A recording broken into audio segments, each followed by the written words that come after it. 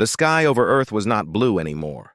It was covered by shadows, enormous ships hanging in silence, blotting out the sun. They glowed with red symbols that looked alive, pulsing like beating hearts. Then came the sound, a strange alien voice that filled every screen, every radio, every speaker. It laughed in a way that chilled people to the bone.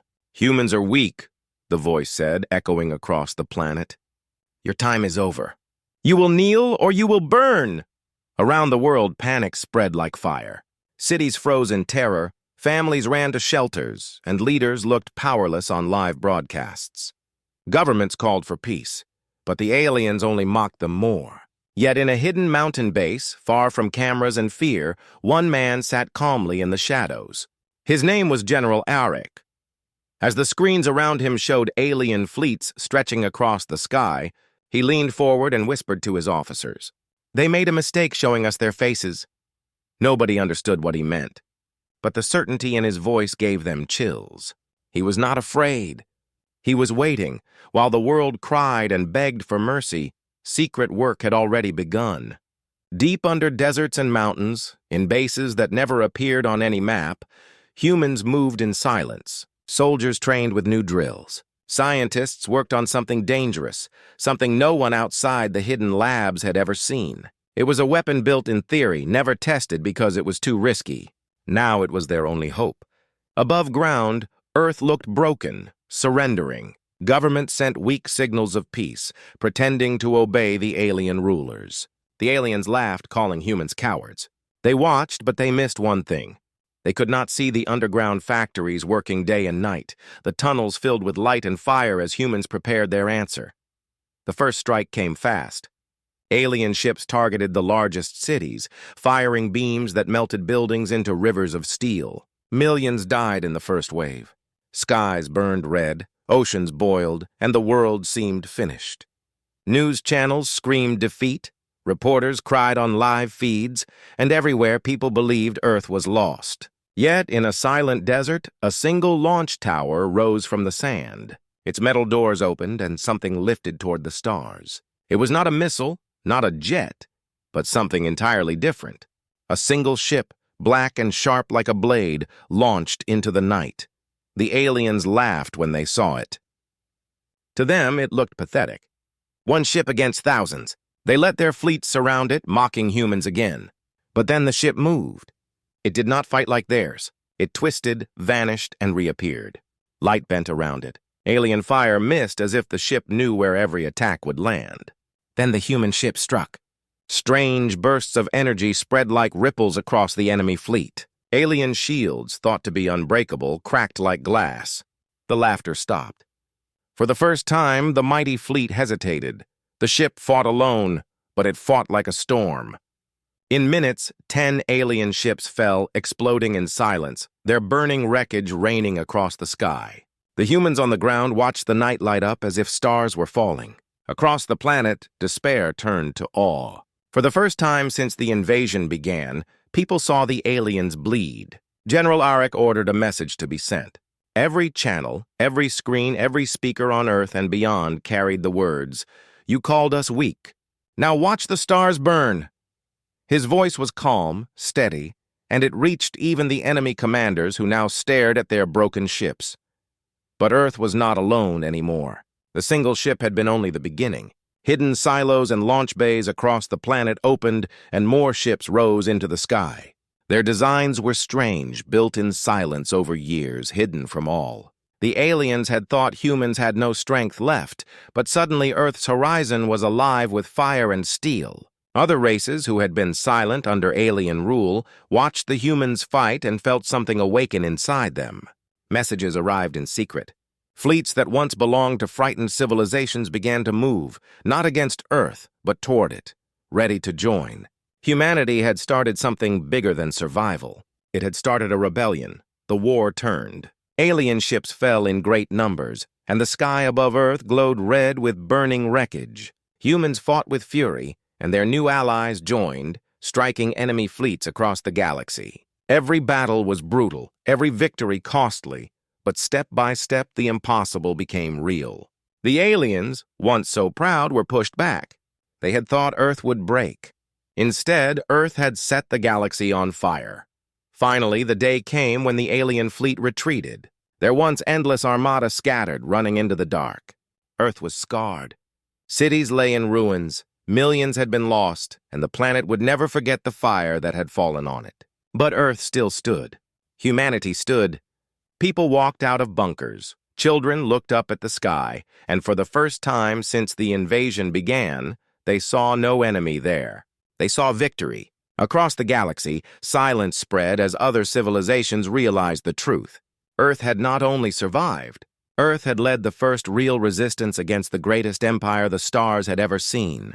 Humanity, once mocked as weak, had become the spark of something greater. In the ashes of defeat, they had risen, and in rising, they had changed the galaxy forever.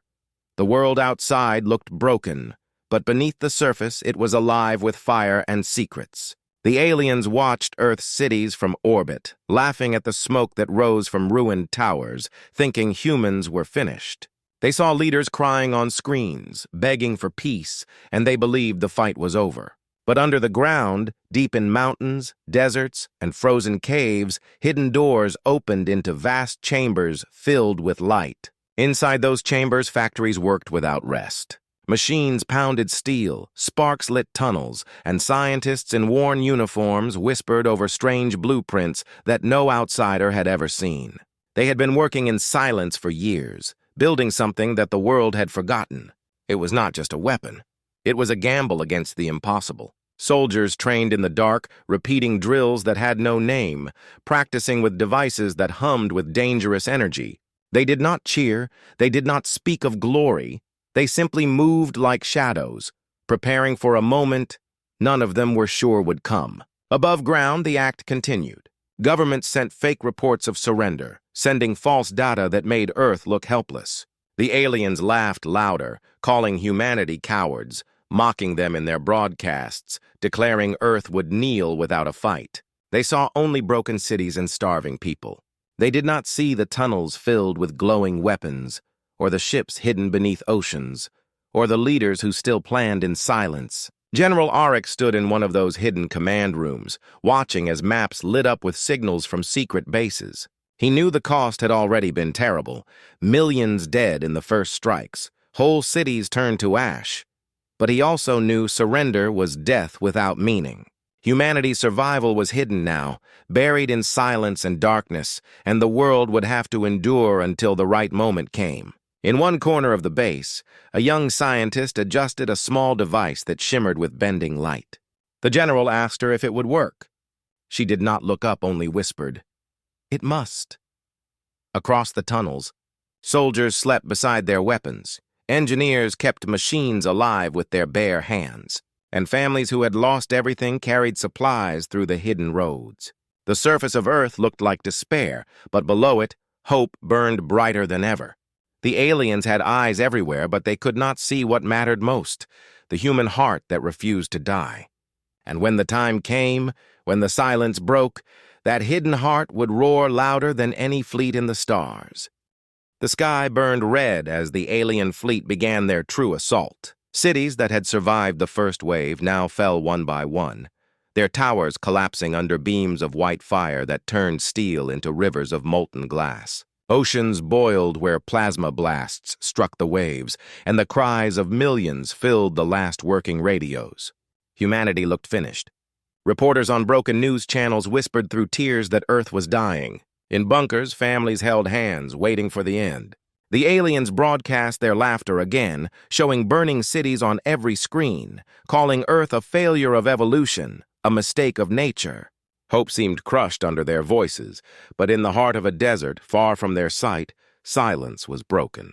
A launch tower hidden under layers of shifting sand slowly opened, its steel plates grinding apart as dust rose into the air. For decades, it had been buried, a secret known only to a few, but now it came alive. Generators roared, lights flickered, and the ground trembled as a shape began to rise. It was not a missile and not an aircraft. It was sharper, darker, and built with lines no alien could have imagined. Scientists who had sacrificed everything watched with shaking hands as the ship lifted toward the sky, its hull absorbing the desert sun, reflecting no light. Soldiers stood silent, saluting as their last chance left the ground. To the aliens above, it was a joke. They saw only one ship climbing from a broken world. They laughed louder, mocking humans for sending a single blade against an empire of fire. They called it a final cry of a dying race, a desperate spark before the dark swallowed them forever. But on the ground, General Auric's voice was steady as he spoke into the command feed. Let them laugh. They don't know what we've built. The ship broke through the clouds and entered the black above, surrounded instantly by dozens of alien cruisers. Their weapons locked, their commanders sneered, and across every alien screen the order was given: erase the human ship. Yet the ship did not move like theirs. It bent as if space itself curved around it, vanishing from one place and appearing in another. Fire lit up the sky, but none of it touched the black blade. Then, with a hum that echoed through the vacuum, it struck. Strange energy rippled outward like circles on water, spreading through alien shields. Their walls of light, once thought unbreakable, cracked like glass under a hammer. One ship exploded, then another, their remains scattering like burning stars across the night. The aliens froze. In minutes, the balance had shifted. On Earth, people hiding in bunkers stared at screens, unable to breathe, as they saw alien giants fall to a single human creation. Reporters who had been whispering despair now screamed in disbelief. The planet shook with a new sound: hope. Above the world, in the silence of space, the first true strike of humanity had begun. The alien commanders could not believe what they were seeing. A single human ship, smaller than their war cruisers, moved as if the stars themselves bent to its will. They fired again and again, beams of plasma brighter than suns, but each strike missed. The ship twisted, vanished, and reappeared with impossible speed, as if time itself bent around it. Their voices filled the fleet channels, confused and angry, calling the human weapon a ghost. To the aliens, shields had always been the wall between life and death, and yet those shields shattered when the human ship unleashed its strange bursts of energy. The waves spread like ripples across water, cutting through defenses that no other race had ever broken. One by one, alien ships burned, their massive hulks falling into the black, lighting up the void like dying stars. At first the aliens mocked, then they shouted, then they panicked. On Earth, people who had been ready to die now screamed with joy as news channels showed the impossible. Families hugged in bunkers, soldiers cheered in silence, and for the first time since the invasion began, humanity felt something stronger than fear. They felt power. General Auric stood before his command table, his voice steady as he gave the order: broadcast. Across every channel, every screen, even to the alien fleets, the message played. His voice was calm, sharp as a blade. You called us weak.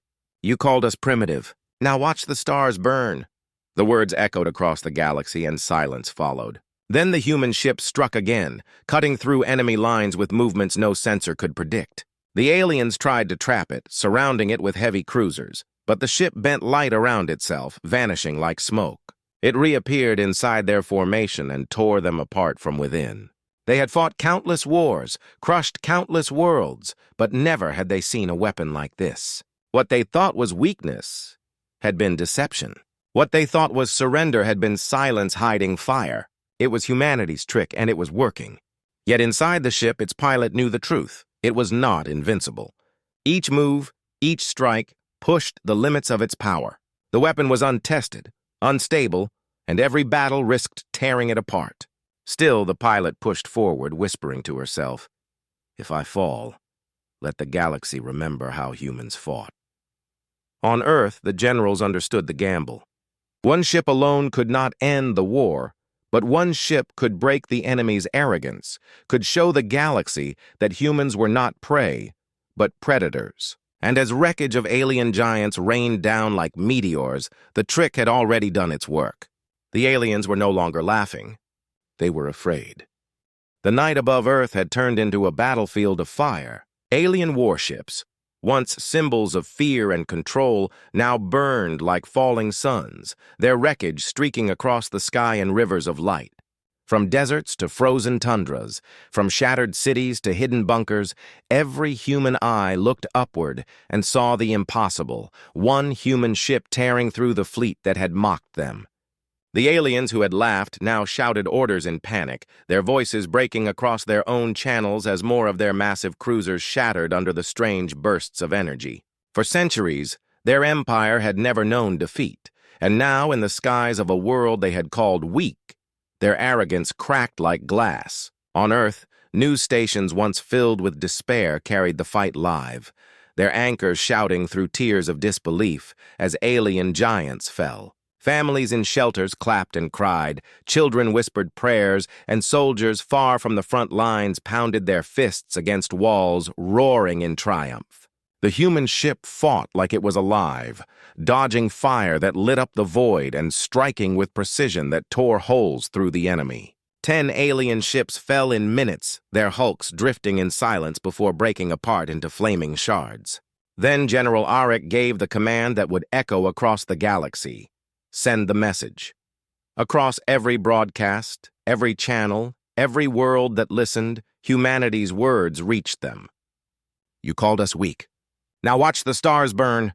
The phrase hit harder than any weapon. To those watching in distant systems, it was not just defiance, it was a spark of rebellion.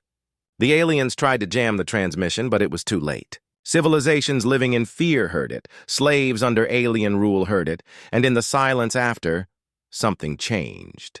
The fleet pressed harder, desperate to crush the single ship that humiliated them, but nothing worked.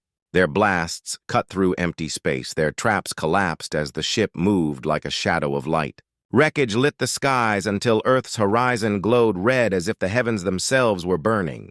For the first time since the invasion began, hope spread faster than fear. Humanity was still bleeding, still scarred, but in that burning sky they had found their strength, and the galaxy was watching. The burning sky over Earth was only the beginning. As the alien fleet reeled from the loss of their ships, silence fell across the galaxy. Worlds that had long lived under the shadow of the Empire tuned in to the human broadcast, replaying the words again and again, "You called us weak." Now watch the stars burn. In secret chambers on distant planets, rulers whispered to each other, wondering if the unthinkable had finally happened. The Empire could bleed. For years, other races had bowed their heads, sending tribute, surrendering their armies, believing resistance was hopeless. But now they had seen a single human ship carve fire through the fleet that enslaved them. Something long buried began to stir. Courage. Back on Earth, more launch bays opened, hidden for decades under oceans, beneath ice shelves and inside hollowed-out mountains. From the depths, more ships rose, smaller than alien cruisers but sharper, faster, built with the same dangerous technology that bent light and tore shields apart. The aliens above Earth screamed in rage, their commanders shouting orders to finish the humans quickly, but the tide was already turning. One human ship had been a miracle. Dozens were a storm. They cut through enemy lines with deadly precision, each strike shaking the confidence of an empire that had ruled unchallenged for centuries. And then, in the middle of the chaos, a new signal appeared on human channels. It was not from Earth. It was from far beyond. A trembling voice of an alien commander, one whose world had been broken long ago, whispered across the feed, "We will fight with you." Others followed. First a few, then dozens. Old fleets once forced to serve the Empire now broke away. Changing course, moving toward Earth, they were small, battered and weak compared to the invaders. But together they carried something greater than numbers. They carried belief. Humanity's defiance had lit a fire they thought lost forever. In hidden caves, in orbit around dying suns, in prisons scattered across the stars, slaves whispered the same words. The humans fight. We can fight too. Above Earth, the battle raged, and the sky glowed red with fire and wreckage. But for the first time, humanity was not alone. The galaxy was choosing sides, and the empire that had mocked humans now faced something it had never feared before, a united resistance. The battle for Earth raged until the stars themselves seemed to tremble. Human ships, once hidden in silence, now filled the skies, moving in deadly formation, striking with precision that left alien cruisers burning in their wake. The invaders, who had come with arrogance and laughter, now fought with desperation, their voices breaking across the command channels as their once unbreakable fleet shattered before the eyes of the galaxy. From far-off worlds, new signals joined the fight, fleets of alien rebels answering humanity's call. They were scarred and scattered, their ships old and weak, but side by side with human vessels they fought with fury. For the first time in centuries, the Empire faced not obedience but resistance. The war that began as the humiliation of Earth had become the rebellion of the galaxy. Yet the cost was terrible. Cities on Earth lay in ruins, whole nations had been burned to ash, and millions were gone. Still, the people did not bow. In bunkers and shattered streets, families stood together, watching the skies as the impossible unfolded above them. Then came the moment that broke the Empire's pride forever. The human flagship, the first ship to rise from the desert, drove straight into the heart of the alien formation. Surrounded by cruisers 10 times its size, it vanished in a burst of bending light, reappearing inside their defenses, unleashing a wave that tore their command vessel apart. The explosion echoed across space, and the alien fleet faltered. Their leaders were dead, their pride broken, their ranks in chaos. One by one, their ships turned, fleeing into the void. Silence fell over Earth as the invaders retreated, their burning wreckage drifting across the stars like the bones of a dying beast. Humanity had not only survived, they had won. The world stood scarred, the ground still smoking, but the people of Earth looked upward and saw the sky free for the first time since the invasion began. Across the galaxy, billions watched in awe. The words spoken by General Auric became legend. "You called us weak. Now watch the stars burn." From that day, no race saw Earth as small again. Humanity had turned fear into fire, despair into defiance, and defeat into victory. The Empire had mocked them, but in their arrogance, they had awakened something far more dangerous than they imagined. Humanity was no longer prey. Humanity had become the spark that would change the galaxy forever. The sky above Earth burned like it was on fire. Cities crumbled under alien bombardment, towers turned to molten glass, and rivers ran red from the chaos. The aliens moved with precision and arrogance, striking every major population center, leaving nothing untouched. For billions watching on live feeds, hope seemed gone. Families ran through smoke-filled streets, holding children, praying for safety. Governments collapsed as leaders begged for mercy, sending messages that were ignored or laughed at by the invaders. Across the screens, alien voices boomed, mocking every cry of despair. "Your world is finished," they said, their words dripping with arrogance. Millions believed it. Humanity seemed broken. In underground shelters, people whispered last goodbyes, expecting extinction. But in a command room hidden deep under the Rocky Mountains, one old general refused to surrender. General Kale leaned on the table, his face lined with years of battle and grief. He watched the screens with steady eyes as fires consumed the cities he had sworn to protect. Around him, officers despaired, shaking their heads. "Defeat is only the beginning," he said, his voice quiet but firm. Nobody moved at first. Then slowly, the officers realized he meant what he said. They had hidden plans, long buried under oceans, deserts, and mountains, secrets humanity had never dared to reveal. For decades, engineers and scientists had prepared in silence, storing technology the aliens never suspected existed. The world outside screamed defeat, but beneath the ruins, humans stirred. From sunken bases in the oceans to frozen tunnels in Antarctica, ships and weapons slept in silence, waiting for the day humanity would strike back. General Kyle turned to his officers and said, "It is time to awaken the spark." Outside, the aliens celebrated their apparent victory. Inside, humanity quietly prepared to turn defeat into something the galaxy would never forget.